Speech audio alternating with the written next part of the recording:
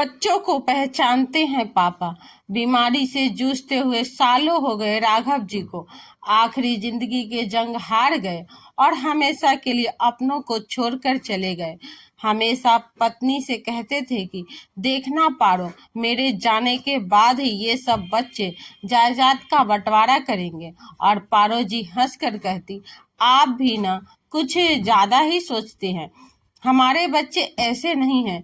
वो संजीदगी के साथ कहते कि तेरी तो ममता बोल रही है, पर मेरा तजुर्बा और अपने बच्चों को जानने का जज्बा बोल रहा है। पर तुम बिल्कुल फिक्र ना करना, तुम्हारे लिए इतना करके जा रहा हूँ कि इन लोगों के सामने हाथ नहीं फैलाएगी। बाप को गुजरे 3 महीने हो चुके थे। माँ भी अब कुछ संभल चुकी थी।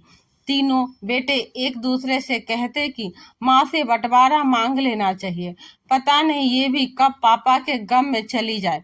यही सोचकर माँ के पास पहुंचे कि माँ, हम भी शादीशुदा है, हमारे भी बच्चे हैं, खर्चे हैं, पापा की बहुत जायदाद है, आप तीनों को बंटवारा कर दो। माँ बोली, काश तीनों ने एक बार ये कहा होता कि पापा की बहुत याद सताती है, तुम सब एक साथ रहो, ये सब कुछ तुम लोगों का ही तो है, अलग मत हो।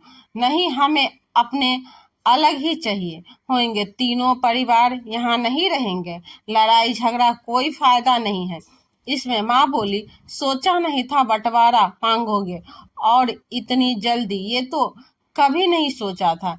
वकील के हाथ में सारे पेपर थे, घर के जमीन और बिजनेस जो राघव जी सब अपने सामने करके गए थे।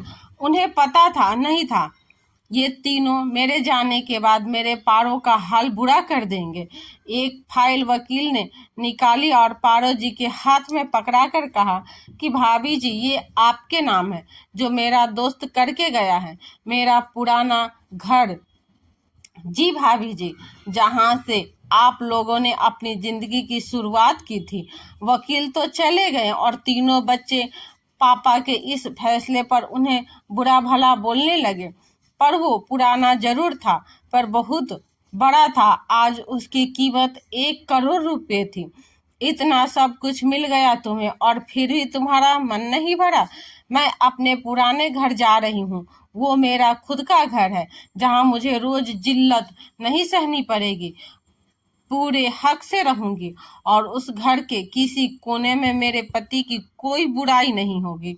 आज पता चला, जो वो देख लिए तुम लोगों के अंदर, वो मैं नहीं देख पाई।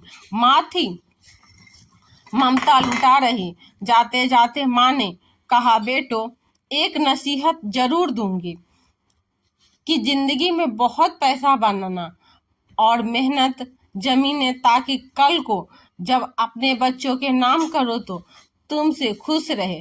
तुम्हारे जाने के बाद ये ना कहे कि मेरे बाप ने किया ही क्या है मेरे लिए। तुम्हें ये दौलत मुबारक हो।